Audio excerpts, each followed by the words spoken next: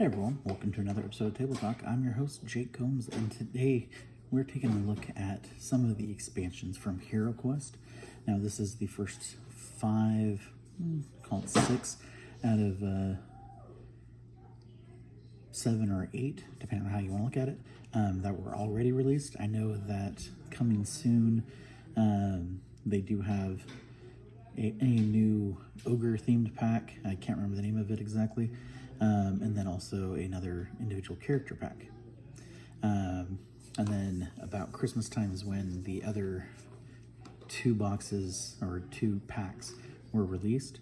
So those ones are on our professional list of ones to try to get a hold of. But we're going to go ahead and get started. As I mentioned in my previous video when we looked at the actual HeroQuest core game, I mentioned that we were going to be going through these. Now, the Frozen Horror, which is this one right here, that one was sent to us by Avalon Hill. And so we wanted to go ahead and take a look at all of these together. And so we're going to start with the Rogue Heir of Elithorn. Now, I'm not really quite sure how you're supposed to get this off without messing up the packaging, because I ripped it, which is what I was trying to avoid. So,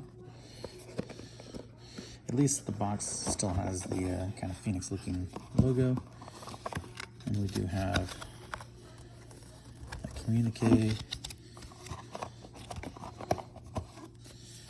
some additional cards,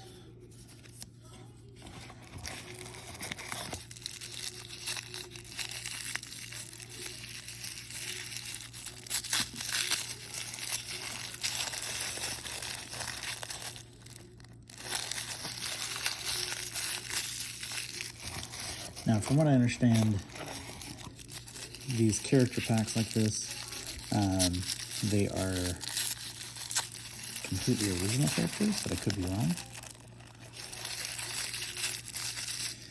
And with the majority of the expansions, they all had original releases with the original game, and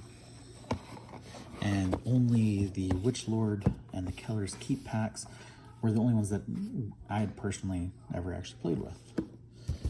So we're going to go ahead and start with Return of the Witch Lord.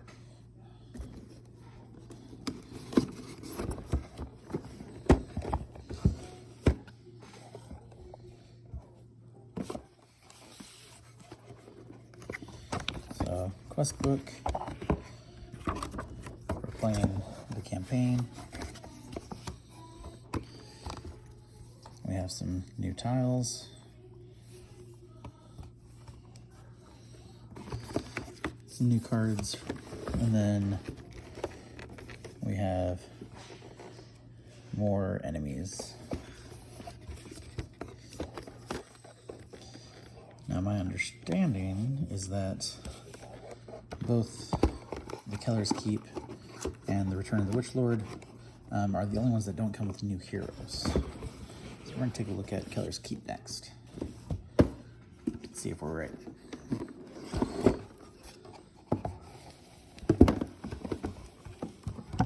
So again, another quest book.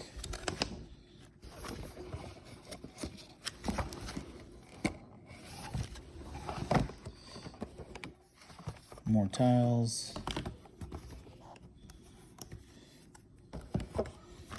And then we have more green skin and fishy monsters.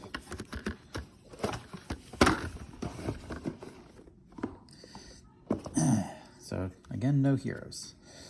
So let's take a look at Rise of the Dread Moon.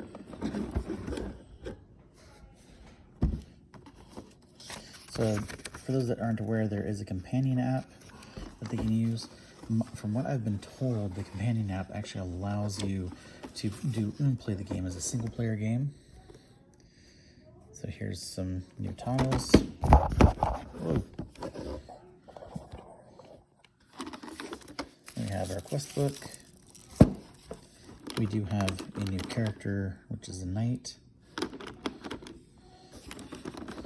more furniture, more doors, more cards, and what I assume is more enemies.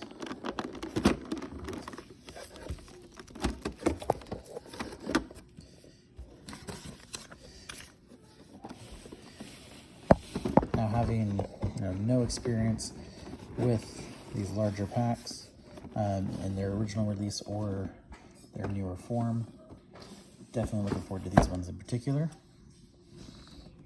All right, so next let's take a look at the Frozen Horror.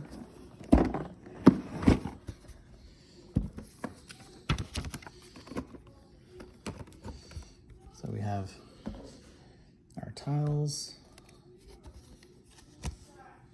a quest book, another new hero, cards, some new dice, and then our enemies. And from the pictures I'd seen, I actually expected this guy to be pretty small. I'm quite surprised how large he is. I mean, most of the pictures I'd seen, like, he looked to be about the size of my thumb. So, with my thumb next to it, he's much, much bigger than I expected. And then more enemies to face off with.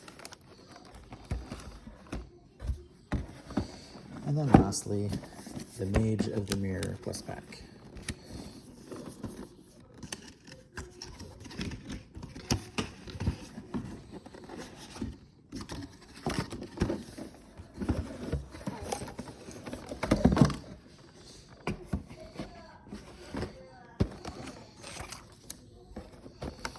So we have our tiles,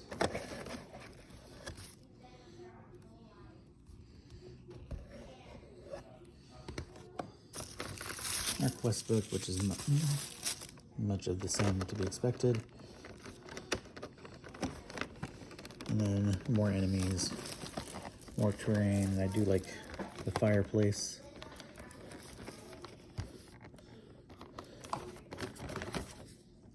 As well as our cards. So definitely like the look of these. Cannot wait to actually get painting on them. Because like I said, the original game was the first game that I ever painted. And so cannot wait to do the same with this one. And I fully intend to do the entire series. As we get more of the games, we do intend to, or more of the quest packs, we do intend to share them out and show each one as well as our thoughts on them.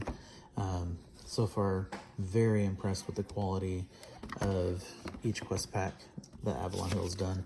They've done a fantastic job. And I cannot wait to get playing these. It just looks like an absolute blast. And if the gameplay is even remotely similar to the original, it's gonna be a hell of a good time. So things for me to look forward to. And once we get some of these painted up, we'll definitely be sure to share them. Possibly even some in progress photos as well, or videos, depending on the stages that we're at and how quickly we actually get through painting them. But again, can't wait to get started with these. It's gonna be an absolute blast. But that's it for today. Thank you guys as always for watching. I'll catch you next time.